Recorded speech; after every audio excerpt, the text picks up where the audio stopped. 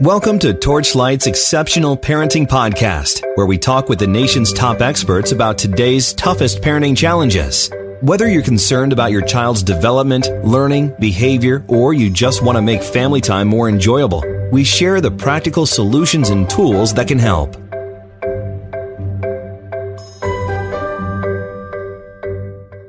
Hey, podcast listeners. Welcome to Torchlight's Exceptional Parenting Podcast. This is your host, Stefanie Boucher, and today we are going to discuss some of the experiences children can face when growing up in families struggling with addiction, as well as the people who help them get through it and the sometimes surprising ways that kids find to help them cope. I am here with the immensely talented and honest Jarrett Krosoczka. Jarrett is a New York Times best-selling author and illustrator of books for children who has more than 30 published books to his credit. These include the wildly popular Lunch Lady graphic novels, the Platypus Police Squad novels, and the Jedi Academy series. He is a two-time winner of the Children's Choice Book Awards, and he has delivered 2 TED Talks, which have collectively accrued more than 2 million views online. Jarrett, it is an honor to have you here today. Thank you so much for sharing your creative time with me and with our listeners. Oh, thanks for having me, Stefanie. Well, we're happy you're here.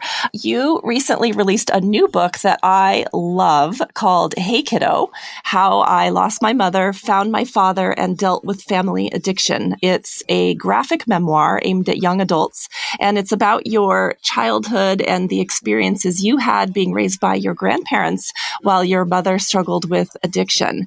I read the book from beginning to end, and I have to say, I am so grateful that you decided to share your story with the world. As someone who grew up having a parent with an addiction myself, I'm fully aware that one can feel very isolated or ashamed or lonely when you feel like your family is sort of dysfunctional on the inside and definitely doesn't look perfect from the outside. And of course, now as an adult, I realize that there's no such thing as perfect. But I really wish that I had had a book like this to relate to when I was young. And so I think that you've done something very, very important here. Thank you. It's just really a phenomenal piece of work. And of course, you've written a lot of books. This one to me seems to be particularly unique. And I think that's because people typically think of personal memoirs or autobiographical stories as things that are written primarily for adult readers. And 2, graphic novels usually aren't the typical format that we're used to seeing for memoirs. So what made you decide to write this very personal story in this particular format for this particular young audience?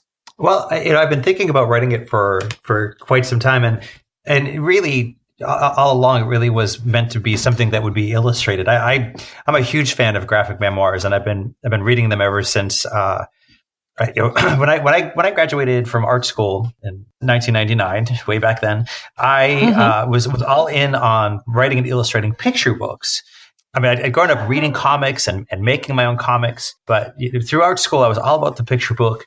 But I was living in Somerville, Massachusetts at the time, and I would walk, 15, 20-minute walk down the street to the Million Year Picnic comic book store in Harvard Square. Mm-hmm. And they had this little section of indie comics where, it wasn't your superhero stories, and all of that. It was just stories that the graphic novelists were writing about their own lives.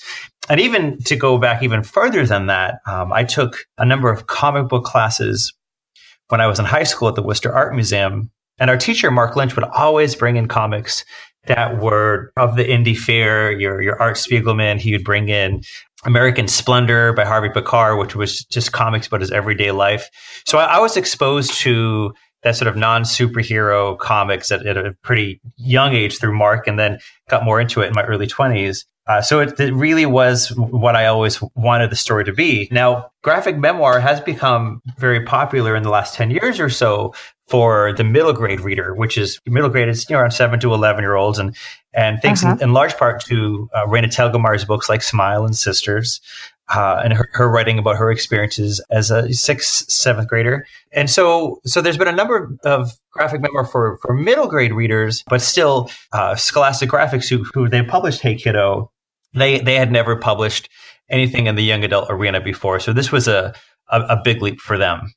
Yeah, I think it's great because I found it to be such an accessible format. And it's just, the pictures are fantastic. First of all, your illustrations are spot on, that you have a real knack for doing facial expressions. And you can just, I don't know, I felt like I could really feel the characters that you were portraying in your story through your illustrations. And I think it's actually the perfect format for this story because the nature of your illustrations just really lends to that personal feel. So I think it's certainly something that readers of all ages can really enjoy. In the book, you talk about having a few really good years with your mother in the beginning of your life, or at least they seemed good to you from that young perspective. And you went to live with your grandparents around, it seemed like around the age of 2 or 3. And you mentioned there that no one really talked to you about what was happening with your mom at the time, especially during your younger years. And you didn't always know where she was and why you were where you were. And I would imagine that your grandparents did this to protect you. And I think a lot of families might handle things this way. Do you think that this sort of holding back of sensitive information is the right approach for caregivers to take? I suppose it's going to depend on the kid. I mean, certainly, I think I was in the 4th grade when they told me the truth about my mother's addiction and incarceration. And it seemed to be the right time to tell me, they were able to gloss over some things when I was younger and give me some years of ignorant bliss. Now I do meet a lot of grandparents now who are raising their grandchildren. And I spent some time with a grandparent the other day. I was at a school visiting with my younger books, and this was the parent volunteer was a grandparent raising their grandkid, and in their particular, their kid was in 5th grade, and they still hadn't told them yet, and they had a lot of fear in telling the kid what was going on. And the trouble is, I think the longer you wait, the more damage you could do, because then, by 5th grade, 4th grade, I think that young person is ready for that information, because also 4th, 5th grade, we have to start having these conversations early on about the dangers of drug use. I don't think those are conversations we should start when a child is 13 years old. And my mother started using herself when she was 13 years old. I met a young reader on book tour whose 12-year-old brother died of an overdose. So these are conversations, in general with drug use that we have to have with our kids at a young age so that we can avoid that. And I know as a parent myself, we have this anxiety to share some of these difficult truths with your kids. But in my own experience as a father, is I feel like anytime there's been a difficult truth that I've had to share with my kids, they've always surprised me with the depth that they're able to take in this information and the compassion in which they're able to handle this information. And I think oftentimes we're not giving our kids enough credit to handle these things because we want to put them in a bubble and we want to give them this idyllic youth. But there's power in sharing the truth. And I know they're going to be difficult conversations for caretakers or grandparents or aunts or uncles who are raising these kids to have. But they're conversations you can't avoid forever. Right. What do you think is the right age to begin telling kids the truth, and how much truth should they be given? I guess it's all going to depend on the kid. I mean, my grandparents told me the truth about my mother in the 4th grade, but they didn't even share with me my birth father's real name until I was in 6th grade.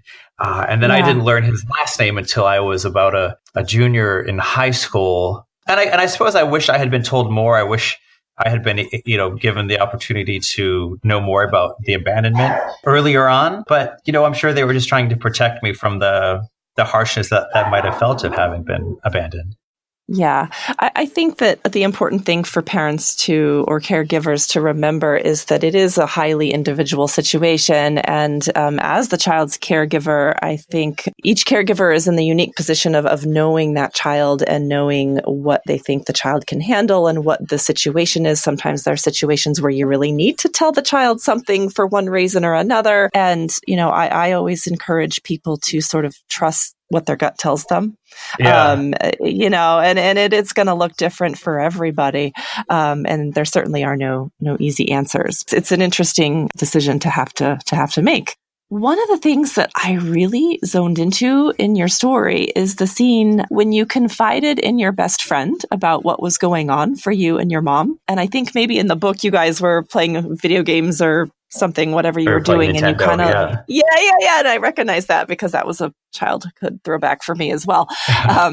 But you kind of, said, hey, you know how my mom isn't around, and well, that's because, and then you explained to him what was going on, and I just loved that scene because unlike you, I didn't tell anybody about my father's addiction or his mental health status when I was growing up. I was too scared to, and I didn't do that until I was an adult because I don't even know why. I think I somehow was afraid that my peers would judge me harshly, or because maybe it seemed like everyone else's families seemed more perfect than mine. But that was such a poignant moment of human connection with you and your best friend. And I imagine that it might have been tough for you to find the courage to do that at that young age. But what did you gain in that moment by being courageous and truthful with your friend? Well, I mean, we're also burdened with this information, and I think if you hold something within and you're the only person to carry that weight, it'll crush you. I remember feeling a big sense of relief. And, I was confident that my friend wouldn't go telling everyone else on the playground, and he never did. It was someone I was really able to trust with that information. And Patrick is still in my life now. He's actually my son's godfather. Oh, that's great. So, and then even like anything, like, if you grow up with addiction in your family or you have some sort of dysfunction in your family, you really think you're the only one. I think the more that you're able to open up and talk with friends about it, the more you realize that you'll see that everybody has their stuff, right? Everybody has something going on in their home that isn't like what we would see on shows like the Brady Bunch growing up, Right. Yeah. I mean, and that kind of leads into my next question is, what advice would you give to another child who feels alone in this way and might be wondering if they should try to gather up the courage to talk about some of these personal things with someone they trust? Because it isn't easy. And you do understand as an adult that, everybody has issues going on in their family at some point or another with something. And you realize there's no such thing as perfection. And all of that kind of this sort of facade is sort of lifted in the adult world, but you aren't as aware of that as a child. So I'm just curious as to what advice you would give a kid who may be thinking, I'd really like to share more of this part of my life with a friend or a trusted person, but I just don't know if I'm courageous enough right now to do that. Well, I think every kid definitely has some adult somewhere in their life that they could trust with this information. I know you might want to talk to someone outside of your family. So there's absolutely somebody at school that is there to listen to you and to hold that information close to them and not share with the other students. But, but hopefully there's also another peer that you can share that with. And I think it's all about your comfort level. So if there's a kid at your school that you're friends with and you feel like you could really trust them with that, but, once you put that information out there, it's out there and the only thing you're in control of is who you trust that information with. Yeah, that's right. So choose wisely, I guess. Yes. You devote a lot of attention in the book to your journey towards becoming an artist and a writer, and rightfully so.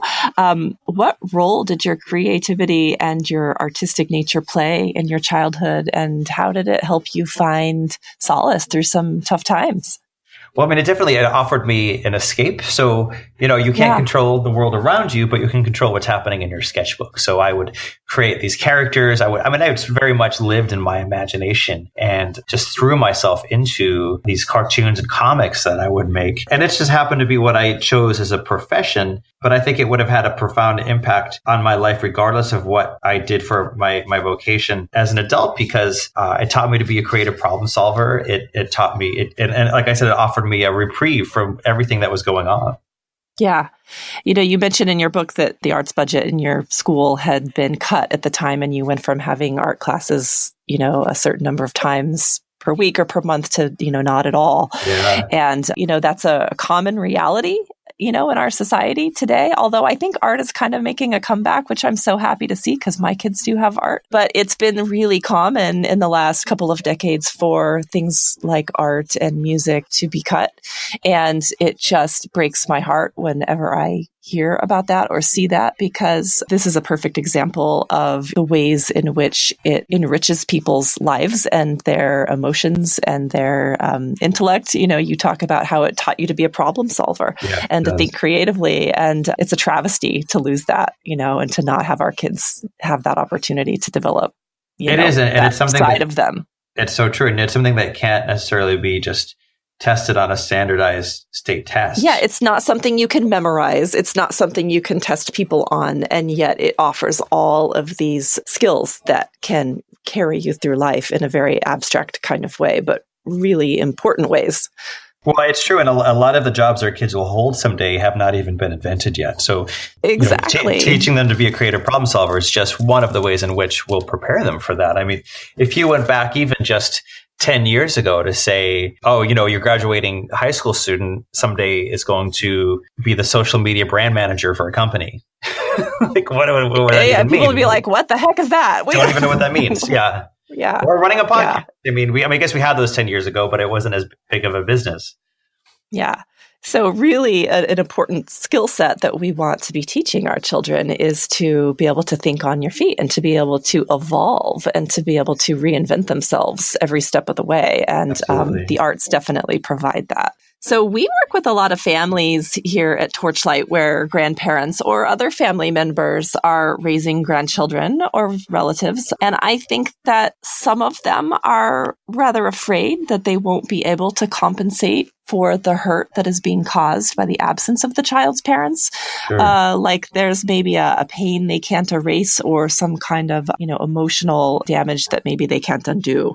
And I guess I would be curious to see what you would want these caregivers of hurting children to know as they parent them. Like what is the most important thing or some of the most important things that your grandparents gave to you to help you thrive despite having some rather difficult circumstances?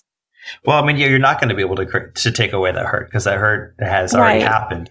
But you have to give that young person the space to express themselves, give that person the space to grieve. And, your role that you were stepping in to be the parent, like any good parent, you help that young person find their successes and, you want them to be able to be independent and successful when you're done raising them, which I know for a lot of grandparents and my grandparents included, there's that extra stress of, the limitations of years we have on this earth and what you'll be here to see. And so you just have to take solace in knowing that all of this hard work that you're doing and all this love that you're pouring into this kid is going to have, such a positive impact on this young person's life for decades to come, for decades will pass after you take leave of this space. They will always remember that love. They will always be grateful for that love. And my grandparents have been gone for now 9 and 11 years. And just the fact that I created a 320-page illustrated, graphic memoir detailing how it all went down. And I really just love spending time with sharing their story and drawing out our story. Yeah, I think it's just so important for these caregivers to understand that children can go through pain and it's not insurmountable as long as they're continuing to get the love that they need and the guidance they need from someone. And so I definitely hate to feel, that parents or grandparents or caregivers are thinking that maybe their love isn't enough, is what I guess I'm trying to say, because their love can do so much. Absolutely. So I think that's really a beautiful part of your personal story. Thank you. And I think too, for a lot of people, childhood can feel like something that we have to overcome. But I tend to think that that's sort of a short-sighted or even oversimplified viewpoint, because I think a lot of success can come from challenges and from hardship, although that's not always the case. Do you think that people are who they are if they find success in spite of their childhoods or because of it? Yeah, I mean, I'm sort of both. I mean, I am because of the love and support and opportunities my grandparents provided me, and I am in spite of my mother's own shortcomings. So my mother was a very talented artist, and she wasn't sitting with me and drawing because she was in jail, but she was in jail and sending me artwork cartoons that she would make. And at a very young age, I was able to acknowledge that while she's very talented, she was never able to do anything with that talent. So that motivated me. I mean, I wouldn't go back and change any of the events of my childhood because it all led me to where I am today as an adult who has his book career, who has 3 children, who, is running around trying to get each kid to their nutcracker call time when it was supposed to be, and rehearsal, birthday parties and art lessons and all of that sort of stuff. All the craziness that comes with parenthood now I get to enjoy. Yeah, absolutely. So I have to ask you, what is the best way to encourage creative kids? Because I'm raising one of those, and definitely, I think both of my kids are very creative, each in their own way. But there is one of them in particular who's very, very artistic, and she just always has to be making things and imagining things and drawing things and molding things. And what is your advice to people raising creative kids? What is the best way to harness that? Well, I think that there's a lot of importance, I think, in being bored. And we don't have much time to be bored these days because we can always find, aside from overscheduling, even when we're just sitting quietly on the couch, we can pull out our phones or anything that we want, we can speak into a stick and it will pop up on the TV. But there's a lot of value in boredom. And of course, I had a lot of time being bored as a kid, even though I had, Nintendo and I had this newfangled thing called cable TV. But more importantly, I had a drawer in my house that was just filled with art supplies that I could leverage to independently. So meaning I didn't need to ask my grandmother for art supplies. She just kept this one drawer filled with paper and pens and markers and pencils. And whenever I wanted, I could just go to that drawer and open it up and just grab what I wanted, sit down and start making things.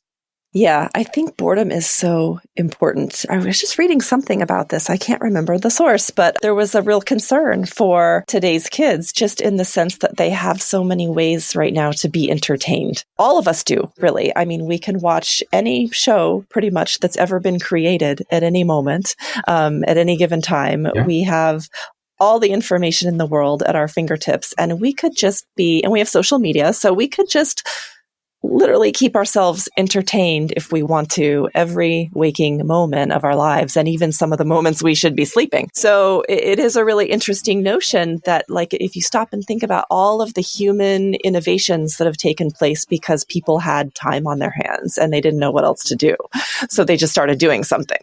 And to think that will people be less likely to create and to do those things now that we're just entertained all the time? I think it's an interesting concern, and maybe, a good reason to not be afraid of boredom, and to because as parents too, you feel responsible for entertaining your kids. How often do your kids come up and say, Mom, Dad, I'm bored, and can we do something? And, sometimes I just look over at my kids and I say, you know what? It's good to be bored. It's okay to be bored. Boredom is a natural human state some of the time. Embrace the boredom, find something to do. And there's not as much of that now. And we try to instill, sketchpad time before you have iPad time on the weekends, especially when you're waking up and you're not rushing out the door. And also too, as a parent, you're tired, you're just exhausted. And it's an easy fix just to buy yourself some time by throwing something on for your kids, and you can just take a break. And, there's obviously there's value in that as well.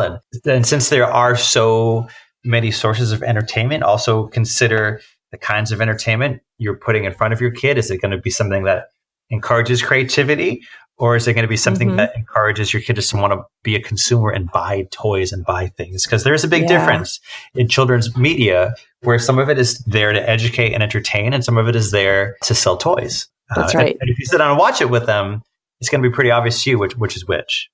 Yeah. My mother did this interesting exercise with me when I was a kid, and I can't remember how it came up, but it probably had something to do with something I wanted or was begging for. I don't really remember, but she actually made me count one time, when I came home from school and I was, I had particular shows that I really, really wanted to watch after school on certain days, especially. And so she made me do this experiment where she had me write down every commercial that I saw and what the commercial was for. Mm-hmm. And it was a really, it stuck with me all of these years. that, here you are, this maybe 9, 10-year-old child, and within like a half-hour time span, you were being seen as a consumer for this particular number of products and what these products were. And it was, of course, it was a kids show, so it was mostly junk food and, toys and sugar, cereal, plastic things. And absolutely. That's a great point. Well, Jarrett, thank you so much for being here today. It's really been an honor. I wish you the best of luck with this book. Last I read, a finalist for a National Book Award. I don't know if that's taken place yet. It's taken place. It remains. It's a finalist for the National Book Award. A finalist. It's made it to the end of the year list for Time Magazine and New York Times and Boston Globe.